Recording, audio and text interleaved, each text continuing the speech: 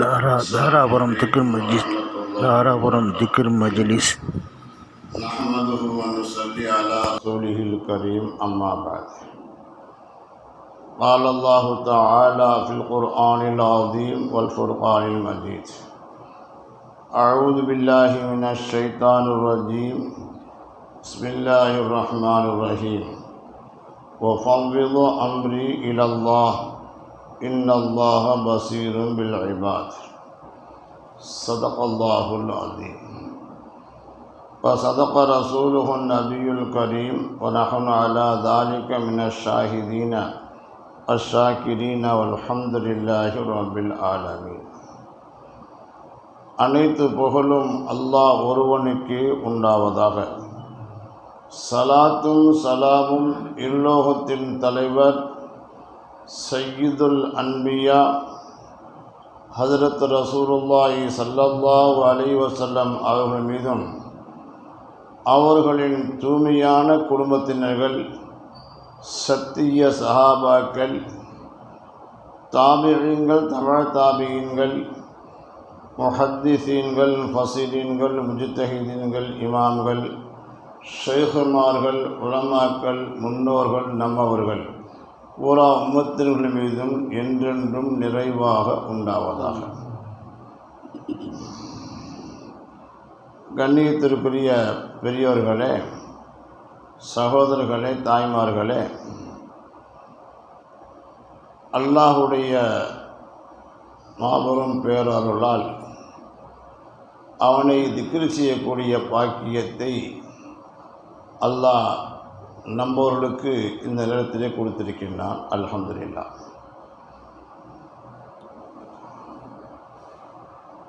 அரபியிலே ஒரு பழமொழி உண்டு: கிஸஸுல் அவ்வலீன மவாஇதுல் ஆஹிரீன். முன்னோருடைய சரித்திரம் பின்னோர்களுக்கு ஒரு படிப்பினை என்று ஒரு பழமொழி அரபியிலே சொல்வார்கள். நமக்கு முன்னோர்கள் என்ன என்ன செய்தார்கள், அது நமக்கு நன்மை பயக்கக்கூடியதா அல்லது தீமையை ஏற்படுத்தக்கூடியதா என்பதை நாம் சிந்தித்து பார்த்தால் அதில் பலவிதமான படிப்பினைவுகள், நல்ல முன்னேற்றங்கள் கிடைப்பதற்கு ஒரு காரணமாக அமையும். ஆனால் முன்னோர்களை நாம் மதித்திருக்க வேண்டும். நம்முடைய முன்னோர்கள் நல்லவர்கள். அவர்கள் சமுதாயத்திற்காக வேண்டி, இந்த மார்க்கத்திற்காக வேண்டி நிறைய தியாகம் பண்ணியிருக்கின்றார்கள் என்பதை நாம் விளங்கினால், ஹஜ்ரத் ஆதம் அலைஹிஸ்ஸலாம் முதல் கொண்டு இன்றைய நாள் வரைக்கும் உண்டான முன்னோர்கள் செய்த தியாகங்கள் கொஞ்சம் நஞ்சம் அல்ல. அந்த தியாகத்தை நாம் நினைத்து பார்த்து நாம் வாழ்க்கையில் கொண்டு வர வேண்டும். நம் முன்னோர்கள் எல்லாம் இந்த சமுதாயம் நமக்கு என்ன செய்தது என்பதை பார்க்கவில்லை. இந்த சமுதாயத்திற்காக வேண்டி நாம் என்ன செய்தோம் என்பதைத்தான் அவர்கள் பார்த்திருக்கின்றார்கள். சமுதாயம் நமக்கு என்ன செய்தது என்பதை நாம் எதிர்பார்த்தால் அது நம்முடைய முன்னேற்றத்திற்கு வழிவகுக்காது. ஹஜ்ரத் ஆதம் அலைஹிஸ்ஸலாம் அவர்கள் தங்களுடைய வாழ்க்கை அனைத்தையும் இந்த சமுதாயத்துக்காக வேண்டியே அர்ப்பணித்தார்கள். அவருடைய காலத்தில் எல்லோரும் இஸ்லாத்தினுடைய அடிப்படையில் வாழ்ந்து கொண்டுதான் இருந்தார்கள். அதில் எந்த விதமான மாற்று கருத்துக்கள் யாருக்கும் இல்லை.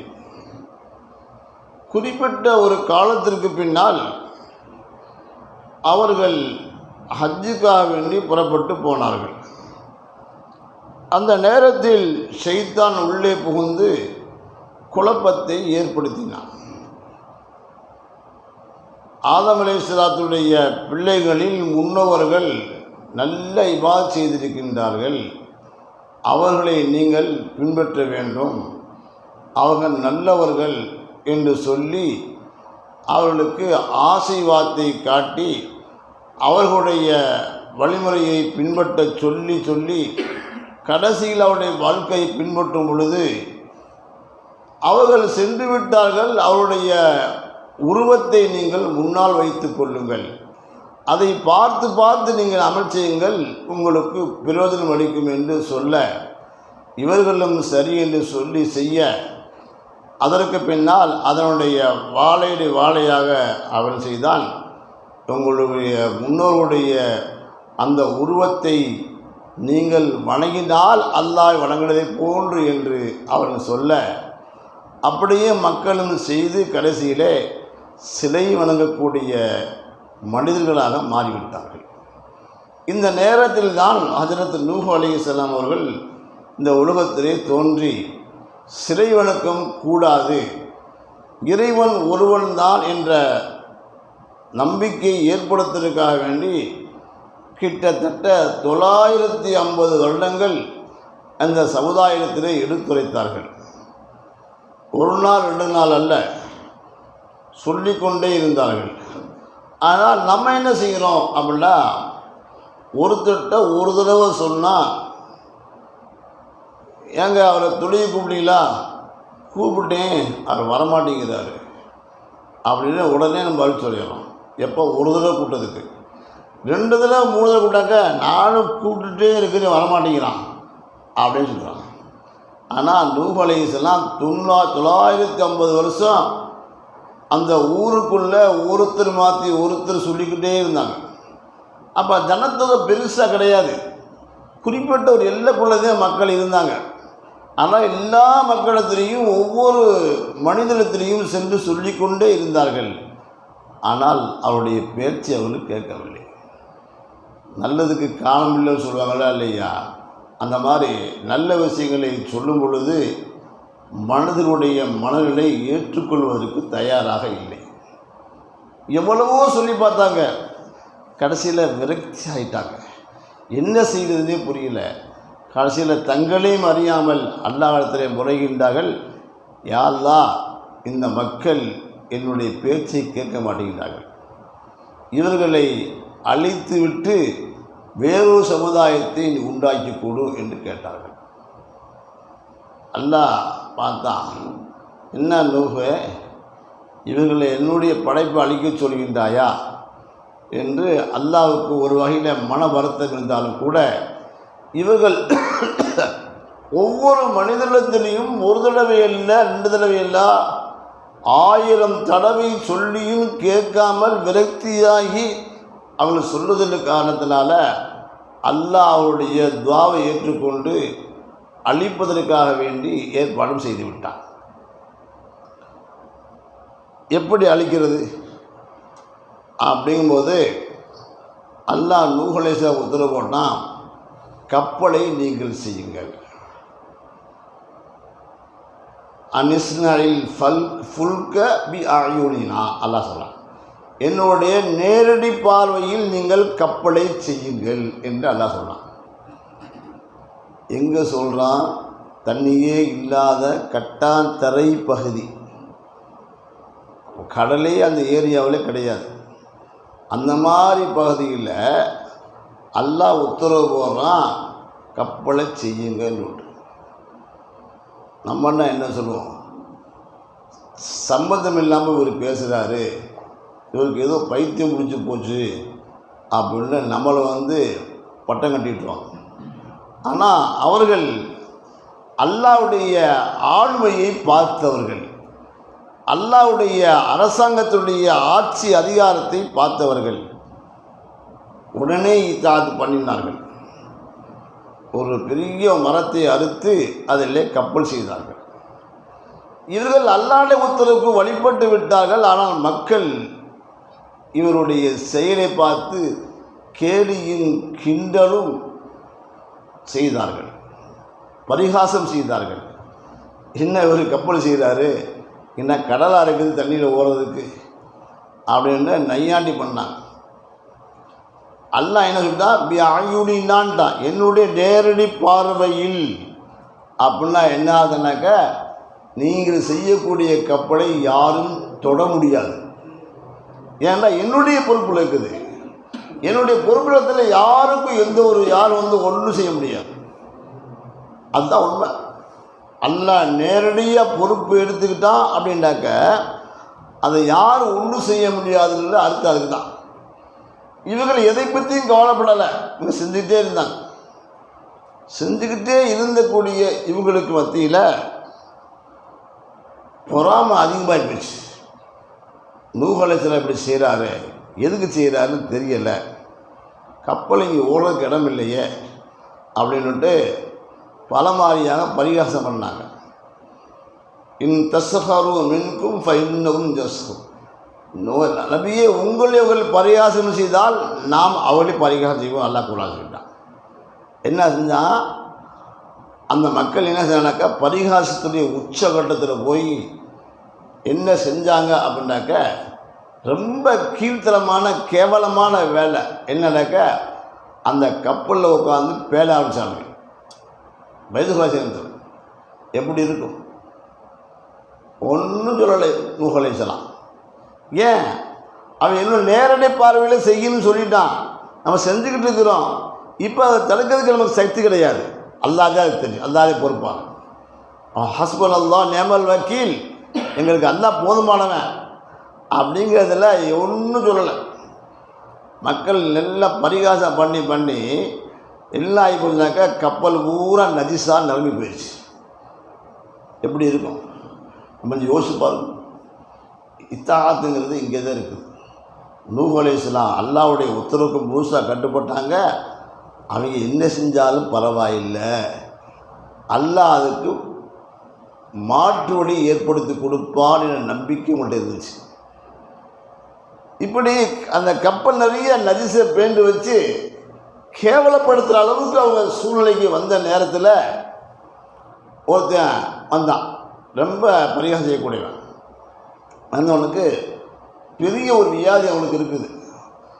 அவன் என்ன செஞ்சான்டாக்க அந்த நஜிஸுக்கு மேலே உட்காந்து பேலலான்னு போய் உட்கார்ந்தவன் பணிக்கு உள்ளே விழுந்துட்டான். நஜிஸுக்குள்ளே விழுந்துட்டான். விழுந்தவன் கேவலப்பட்டு போய் மக்களுக்கு மத்தியில் வர்றதுக்கு சங்கடப்பட்டுட்டு போய் தெரியாமல் போய் ஒரு தடவை குளிச்சிட்டான். குளித்ததுக்கு பின்னாடி பார்த்தாக்கா அவனுக்கு வியாதிலாம் சரியாக போயிடுச்சு. சரியாக போனோன்னு என்ன சொல்லிட்டாண்டாக்க இந்த கப்பலில் கூடிய நஜிஸு ஷிஃபா கொடுக்கக்கூடியது. எல்லோரும் யாருக்கு வியாதி இருக்கிறதோ அவர்கள்லாம் நஜிஸை எடுத்து மேலே தெரிஞ்சாக்க ஷிஃபா கிடைக்கிட்டான். சொல்லவும் வேணும். ஆளுக்கால் வந்துருச்சாங்க. வந்து ஆளுங்க இப்போ தான் மக்களாக அப்படி கூட்டு விட போகிறாங்களே, எவனாவது ஒருத்தர் சொன்னாலும் ஒன்று கேட்டது ஒன்று ஒரு போங்க பண்ண நல்லா ஷிஃபா கொடுங்களா, உடனே கப்பல் மக்கள் கூட்டம் குவியாமிச்சிடும். நல்ல செய்கிறாரா கெட்ட செய்கிறாரா என்ன செய்கிறது யோசிக்கிறதா இல்லை, போயிடலாம். ஆமாம், நம்ம செய்யக்கூடிய முன்னால் செய்த விளைவு பின்னாடி பாதிக்குங்கிறது புரிகிறத மக்கள் புரியலை. சரி, இப்போ முன்னாடி இவங்க தப்பு செஞ்சாங்க, இப்போ அனுபவிக்கிறாங்க. என்ன அனுபவிக்கிறாங்க? அந்த நஜிஸை எடுத்து மேலே பூசுகிறாங்க. எந்த அளவுனாக்க எல்லா மக்களும் பூச ஆரம்பித்தாங்க. எல்லாத்துக்கும் வியாதி சரியாக போயிடுச்சு. கடைசியில் கப்பலை நஜிஸே இல்லை. இப்போ என்ன செய்கிறாங்க? தூரத்துலேருந்து வரவங்களாம் பார்க்குறான். அதை என்ன செய்யறான்? அதை தண்ணியை ஊற்றி கழுவி அதை குளிக்க ஆரம்பிச்சிட்டான். இப்படியே குளிக்க ஆரம்பிச்சு கடைசினாக்கா கப்பல் சுத்தமாக போச்சு. நல்லா சுத்தமாக போச்சு. சுத்தமாக போகிற உடனே அல்லாஹ் சொன்னால் கப்பலில் மக்களை ஏற்றி கொள்ளுங்க உத்தரவு போட்டான். இப்போ இவங்க கேட்கல, யாரெல்லாம் தண்ணியே இங்கே இல்லையே, எப்படி இருக்கும்? அப்போ அல்லாஹ் சொல்லிட்டான், உங்கள் வீட்டிலேருந்து அடுப்புலேருந்து தண்ணி கொப்பளிச்சு வெளியே வரும், அதுதான் தண்ணி வெளியாவதுக்கு உண்டான அடையாளம் அப்படின்னு சொன்னான். அது மாதிரி பார்த்தாங்க. அங்கே வீட்டு அடுப்பில் இருந்து தண்ணி கொப்பளிச்சு வெளியே வந்துச்சு. இதை பார்த்தோன்னே மக்கள் சொன்னாங்க, தன்னை கொண்டு ஈமான் கொண்டவர்கள் பலர் வாய்த்து வருது. ஒரு வேதனைக்கு 6 ஆண்கள் 6 பெண்கள் இவங்களை கொண்டு ஈமான் கொண்டு இருந்தாங்க. இன்னொன்று 80 பேர், இதில் 40 சொல்லுவாங்க. அப்படி ஒரு கருத்து இருக்குது. இவங்களாம் ஏற்றுக்கிட்டாங்க. ஏற்றின ஒன்றையும் உலகத்தில் உள்ள எல்லா விஷத்தந்துகளும் பறவைகளும் அவைகளுக்கு அல்லாஹ் முதல்ல அறிவிச்சதுன்னா கப்பலில் உள்ள தண்ணி ஆபத்தில் போது கப்பல் ஏறிக்கின்னு விட்டு எல்லாம் சாரியாக வர ஆரம்பிச்சு. மக்கள் பார்க்குறாங்க, என்னடா இது அதிசயமாக இருக்குது, பெரிய இதாக இருக்கும்போது தெரியுது. ஏற்றிட்டாங்க.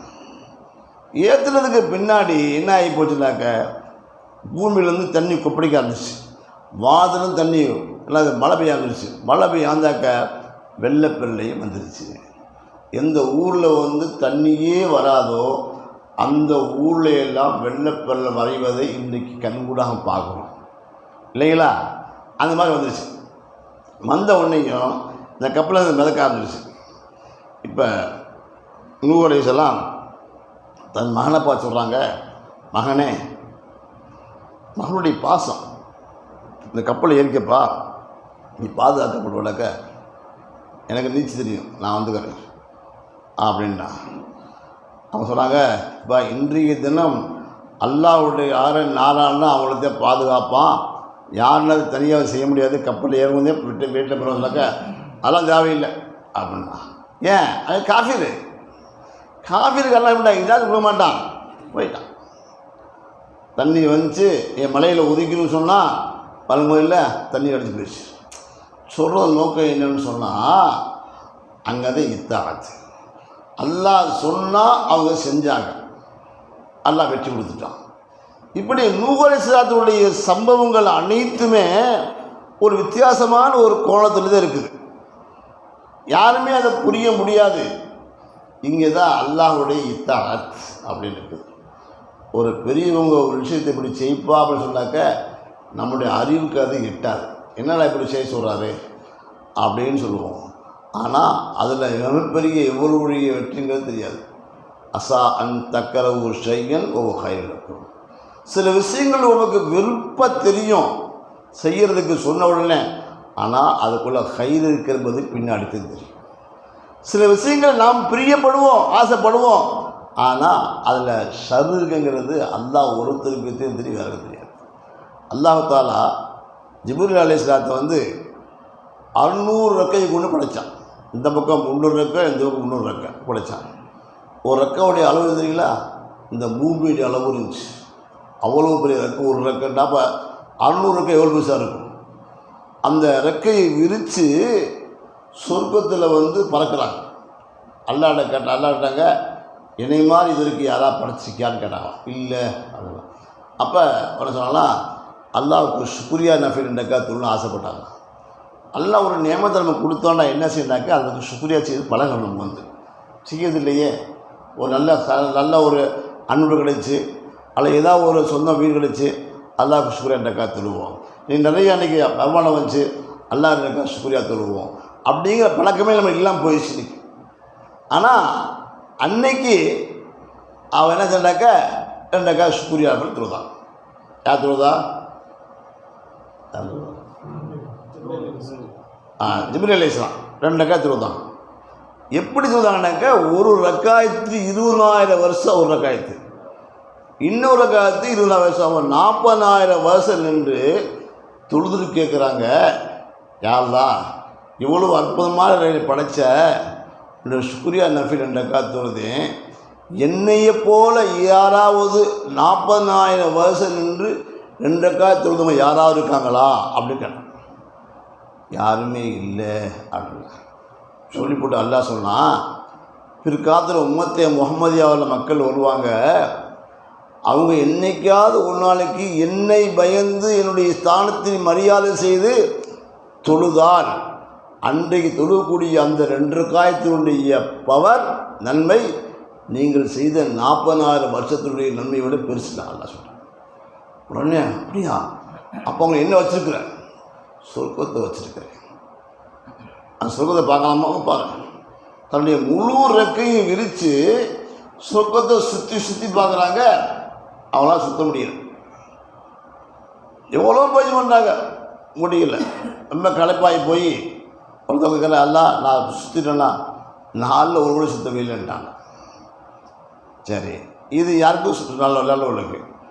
உடனே அல்லா கேளுங்க, யா அல்லாஹ் அற்புதமான ஒரு சொர்க்கமாக இருக்குது, நீ உன்னை தொழுகக்கூடியவங்களை வச்சுருக்கீங்க அப்படின்னு சொன்ன உடனே அல்லா சொர்க்கத்தை சுற்றி கஷ்டங்களை போட்டாங்க. ஆசா பாசங்களையும் மனிதனுக்கு எதெல்லாம் அவனுடைய நஃப்ஸுக்கு பிடிக்குமோ அதெல்லாம் முன்னாடி வச்சு சொன்னோடனே இப்போ சூரத் பார்த்தாங்களாம், சுகத்து பார்த்தாங்களாம்.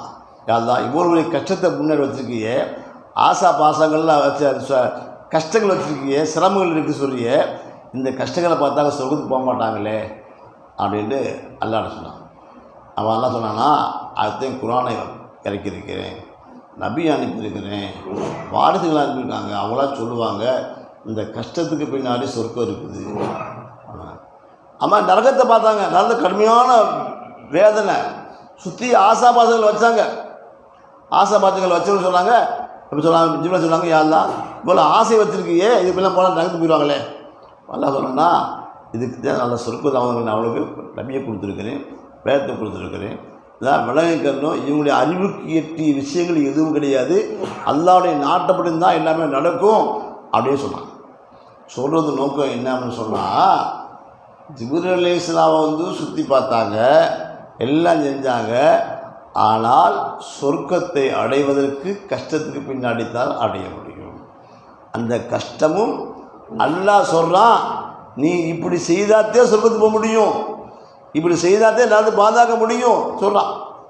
ஒரு தடவை ஹஜ்ரத் ஈசா அலைஹிஸ்ஸலாம் சொன்னாங்க, ஒரு மனிதர் வேகமாக வந்தா அப்படியா வந்தவனாக்க, ஒரு அழகான பெண், நகை நிறைய போட்டு ஜிஞ்சு நிற்குது, அந்த பக்கம் திரும்பி நிற்குது. அந்த ஆடையை பார்த்த உடனே, அந்த பெண்ணுடைய இனிமையான பேச்சை கேட்ட உடனேயும் வேகமாக அப்படியே கட்டிப்பிடிச்சான். கட்டிப்பிடிச்சி திரும்பி பார்த்துக்க கிளவி, அவன் கிளவியாக போயிட்டான். பார்த்து சிச்சி அவ்வளோங்கண்ணா. இதுதான்ப்பா இந்த உலகம், உலகத்துடைய ஆசாபாசங்கள்லாம் இப்படித்தான். என்னது ஆசையோடு வருவோம், அது வீணாக போயிடும். இதுதான் உலகம். இந்த ஆசைக்கு நீ அடிபட்டுட்ட அப்படின்னாக்க நீ நஷ்டத்தில் உண்டாகுவாய். ஆசையை நீ விட்டுறாத, விட்டு போட்டு நரகத்தை பாதுகாப்பதுக்கு அல்லாஹ்ட்ட கேளு. மனிதன் தன்னை நினைச்சது மாதிரி செய்ய ஆசைப்படுறான், ஆனால் அது பூராமே நஷ்டத்தை தான் ஏற்படுத்தும். அல்லாஹ் எனக்கு குர்ஆனை கொடுத்துருக்கா, இது கொடுத்துருக்க தெரியுங்களா, நீ நான் சொல்கிறத கேளுப்பா, ஓ இஷ்டத்துக்கு நடக்காத, நீ நடந்தாக்க நஷ்டம் இருக்கும். நபிமாருடைய சரித்திரம் ஊராளுக்கு ஆதாரம். நூஹ் அலைஹிஸ்ஸலாம் செஞ்சாங்க, அதுக்கடுத்து யாராவது இடைவெளி நிறைய விட்டு போச்சு. அப்புறம் இப்ராஹிம் அலைஹிஸ்ஸலாம் வந்தாங்க. இப்ராஹிம் அலைஹிஸ்ஸலாம் செஞ்ச தியாகம் நம்ம பாட்டிலையும் நிறைய கேட்டுருக்கான். என்ன சொன்னாங்க, 5000 ஆண்டுகள் முன்னே நடந்தது 60 நாட்டுகள் தியாகம் பாட்டி படிக்கலாம் இல்லைங்களா? யார் படித்தது? இந்த இப்ராஹிம் அலைஹிஸ்ஸலாம் பார்த்து படித்தது தான். தனி மனிதர் எப்படி வந்தாங்க, அல்லாஹ் அதாவது இவங்களுடைய பிறந்தது நம்மளுடைய ஆட்சி காலத்தில் ஆண்கள் எல்லாத்தையும் கொலை செய்யப்பட வேண்டும் என்று ஜோசியர் சொல்கிறத வச்சு அதை கொலை செய்யப்படலாம். இவங்களுடைய தாயார் என்ன செஞ்சாங்கன்னாக்க, என் மன கொலை செல்வான்னு விட்டு அல்லாவுடைய ஏற்பாட்டில் குகையில் ஒன்று போட்டாங்க. குகையிலேயே வளர்ந்தாங்க. அவங்க எப்படி வளர்ந்தாங்க, என்ன செஞ்சாங்க, அது பெரிய சரித்திரம். ஆனால் சொல்ல நேரம்லாம் இல்லை. அவங்க குறிப்பிட்ட ஒரு ஏஜ், ஒரு 8 வயசு அதில் 12 வயசு சொல்கிறாங்க. அந்த உடனே வெளியே வர்றாங்க. வந்தோடனே முதல் கேட்டு என்ன கேள்வி கேட்டாங்கன்னாக்க, தாயாட்ட, அம்மா என்னுடைய ரப்பு யாரும்மா அப்படின்னு கேட்டாங்க. ஏண்டாம்மா அண்ணே, நான் தானே அவங்க ரப்பு அப்படின்னு அவங்க தாயா சொன்னாங்க. திரும்பி அவங்க கேட்டாங்க, அம்மா உங்கள் ரப்பு யாரும்மா? உன்னுடைய அத்தாப்பா. ஆமாம், அவர் தான், அவர் மூலம் அதன் மூலமாக தான் எனக்கு அளவு உங்களை கொடுத்தா நான் நீ எதை அனுப்பும். சரி, அத்தாவுடைய ரப்பு யாரும்மா? அரசர். அரசர் தான் அவங்க எல்லாத்தையும் படி அளக்கிறாரு, எல்லாம் செய்கிறாரு. உடனே திருப்பி கேட்டாங்க, நம்மூரி அரசு யாருமா?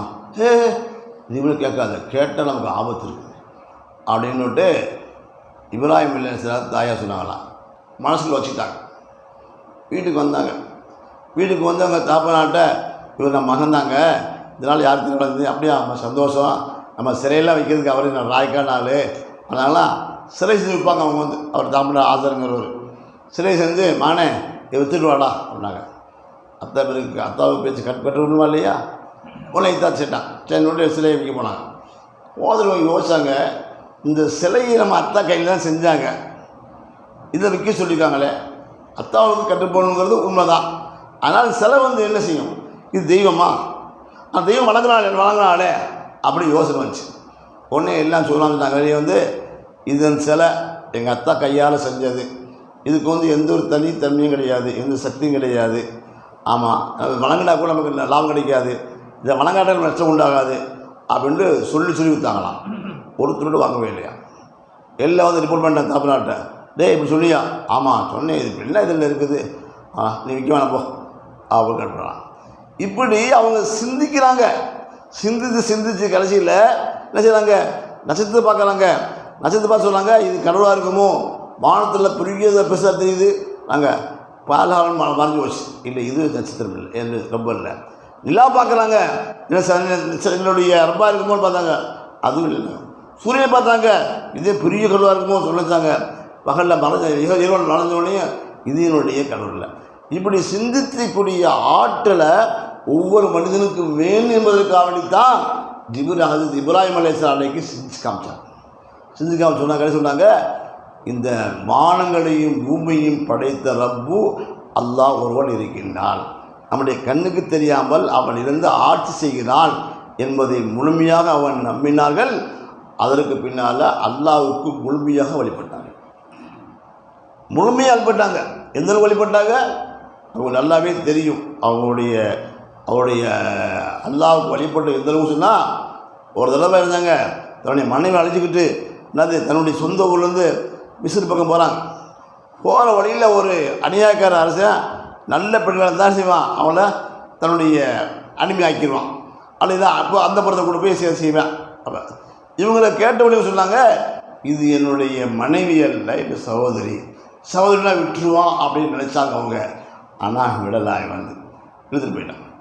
இழுத்துட்டு போகும்போது அல்லாஹ் சொன்னால், இப்ராஹிமே நீ என்னை தொழு, உன்னுடைய மனைவி பாதுகாப்பு கிடைக்கும் அப்படின்னு சொன்னாங்க. அதனால் ஒன்றே என்ன சொன்னாங்க, ஒரு ஆபத்து வந்தால் தொழில்மிகம் திரும்ப சிலதான் சொல்லியிருக்காங்க, ஒரு கஷ்டம் வந்தால் திரும்ப சில சொல்லியிருக்காங்க, எந்த ஒரு சிரமம் வந்தாலும் சிலவங்க தொழில்மிக திரும்புவாங்க. அதுதான் உண்மை. சொன்னாங்க, என்னக்கா தொழுக ஆரம்பித்தாங்க. தொழுக ஆரம்பித்த உடனேயும் அவங்களுடைய மனைவி சாராசனம் போகிறது, அவன்கிட்ட பேசுகிறது, அவன்கிட்ட தப்பிக்கிறது எல்லாத்தையும் கண்ணாடி போல் இவங்களுடைய கண் முன்னாடி காட்டிக்கிட்டே இருக்கிறாங்க. எல்லாத்தையுமே இவங்க தொழுது முடிக்கக்குள்ளே அவங்க வந்துடுறாங்க. நீண்ட தவிலா தொழுகிறாங்க. அதான் அல்லாஹ்வுடைய பக்கம் திரும்பினால் அல்லாஹ்வை பாதுகாப்பாங்க. உள்ளே போனால் இழுத்துட்டு போனான், கை தொலை போனான், கை நசு வேலை செய்யலை. அவனுக்கு பிடிக்க போனால் கால் பூமி இழுத்துருச்சு, ஒன்றும் செய்ய முடியல. கத்துடிக்கிறான், நீ ஏழை காப்பாற்றுங்கிறான். கடைசியில் யாரும் வரல. கடைசியில் கடைசியில் இந்த அம்மாட்டே போய், அம்மா எனக்கு துவாச்சியம்மா, என்னை வேண்டிக்க கால் வீசிடு. சரி போய் தொலைகிறான் அப்படின்ட்டு யாரெல்லாம் இவனை காப்பாற்றுறான்னு கால் ஒடிச்சாங்க.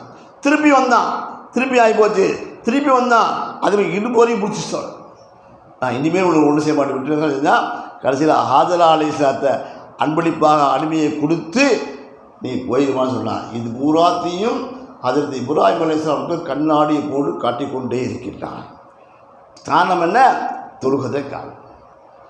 இந்த மாதிரி முன்னோருடைய சரித்திரங்கள் நமக்கு கொஞ்சம் படிப்பிட தான், எதுவுமே படிப்பில் தீங்கியதல்ல. அவங்கள படிப்பிட எந்த அளவுக்கு அல்லாஹ் இருந்தால் சொல்கிறாக்க, அதற்கு ஹாஜரா அலைஹிஸ்ஸலாமுடைய அதை அடிமையாக வந்து உரிமையிட்டு நிற்கா முடிச்சுட்டாங்க. சார் அன்றைக்கி கொண்டு போய் காபத்துல்லாவில் கொண்டு போய் அந்த மைதானத்தில் விட்டு வந்துருக்காங்க. அல்லாஹ் உத்தரவு போட்டான், போனாங்க. எங்க அது மனித சஞ்சாரங்களே இல்லாத அந்த காபத்துல்லா இருக்கக்கூடிய இன்றையுடைய இது அன்றைக்கு வெறும் மைதானம்தான். எங்கே பார்த்தாலும் என்னது தண்ணீரே கிடைக்காது. அந்த மாதிரி இடத்துல விட்டு போட்டு வர்றாங்க. கேட்குறாங்க, என்ன விட்டுட்டு போகிறீங்க? ஒன்றும் படிச்சல, என்ன விட்டு போகிறீங்க சொல்ல. மூணாவது கேட்டாங்க, இது அல்லாஹ்வுடைய உத்தரவா அப்படின்னு கேட்டாங்க. ஆமான்னு தலையாடிட்டு திருப்பி பக்கம் போயிட்டான்.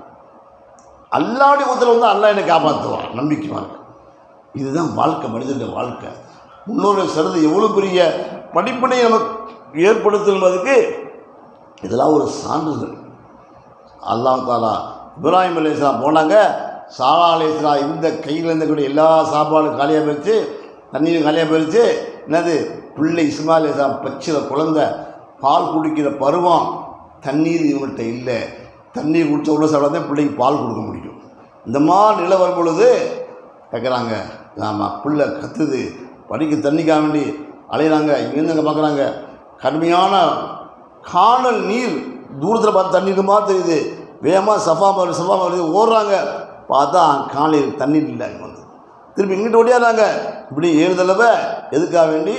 அல்லாஹ்வுடைய உத்தரவு, அல்லாஹ் எனக்கு உதவி செய்வான் என்ன நம்பிக்கையோடு இங்கிருந்து அங்கே ஓடுறாங்க, இங்கே ஓடுறாங்க. கடைசியில் அவங்களுக்கு 7வதுல ஓடும்போது ஜம்ஜம் தண்ணீர் வெளியாகுது. சொல்கிறது நோக்கம் என்னென்னா, அவங்க அல்லாஹ் சொன்னாங்க என்பதற்காக வேண்டி அல்லாஹ் எனக்கு உதவி செய்வான் நம்பிக்கை வந்துச்சு. அல்லாஹ் இன்றைக்கி படிப்படியாக இன்றைக்கி ஹஜ்ஜு போகக்கூடியவங்க வந்து சஃபா முகாமத்தில் தொங்கோட்டை ஓடுங்க. அன்றைக்கு ஹாஜர் அலைஹிஸ்ஸலாம் என்னை நினைத்து ஓடினார்கள், எனக்கு எல்லாம் உணவுமான்னு ஓடினாங்க. அதை ஞாபகப்படுத்தி செய்கிறான்னாக்கா இதுதான் படிப்பனை. இப்படி ஒவ்வொரு நைமாவும் சொல்லணும்னாக்கா எல்லாம் படிப்பனை தான் நமக்கு வந்து. ஏன் அல்லாஹ்வை நேரடியாக பார்க்கல, அல்லாஹ்வுடைய உத்தரவை அறிந்தார்கள், அல்லாஹ்வுடைய ஆளுமையை விளங்கினார்கள், அல்லாஹ்வுடைய விஷயத்தை நாங்கள் ஃபீ குல்லி ஷைஇன் ஆயத்துன் ததுல்லு அலா அன்னஹு வாஹித். ஒவ்வொன்றையும் செஞ்சு பார்த்தாங்க. இது எல்லாமே அல்லாஹ்வுக்கு தான் மீளுது என்பதை அவர்கள் விளங்கி கொண்டார்கள். உலகத்தில் எல்லா அது குல்லுமன் அலியா ஃபான் வயபுகா வஜூஹ் ரப்பிக தில் ஜலால் விக்ரமனுடைய தத்துவ இளைஞர்கள் உலகத்தில் எல்லா வசதியும் அழிந்து போயிடும் அல்லாஹ் ஒருவரை தவிர என்பதை விளங்கினார்கள். அதனால் ஸ்தலமாக இருந்தார்கள். அல்லாஹ் என்ன உத்தரவு போகிறானோ அதுக்கு முழுமையாக வழிபட்டார்கள். அந்த நிலைக்கு நாம் வருவோமேனால் அல்லாஹ் நம்மளை கபூல் செய்வான், அல்லாஹ் நம்மளை ஏற்றுக்கொள்வான். அதனால் அந்த அடிப்படையில் வாழ்க்கையை அமைச்சு கொள்ளணும். நம்ம வந்து இல்லை அல்லாஹ்வுக்கு இத்தாஅத் பண்ணினால் அல்லாஹ் நம்முடைய கபூல் செய்வானாக, அல்லாஹ் நம்மளை ஏற்றுக்கொள்வானாக. இன்ஷா அல்லாஹ் இப்பொழுது மஜ்லிஸ் நடைபெறும். அல்லாஹ் நம்மளை கபூல் செய்வானாக.